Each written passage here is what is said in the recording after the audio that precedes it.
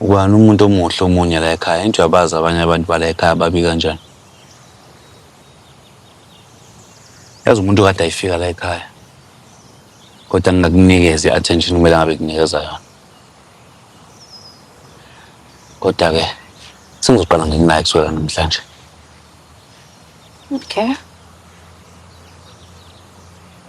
Yazi into engixakayo yini mina ukuthi uma kukhona intombazane enhle kanje la ekhaya, indaba abafana basezulwini babe yishimani kangaka bangagcwali la esangweni ukuthi bonke beze la bazame ukuthi nje bazothola uphisana omncane. Kodwa ngibese ngiphinde futhi ngiyayiphendula ukuthi mhlambe wena wakudalela ukuthi ube umngaka gadla Mrs. Zungu.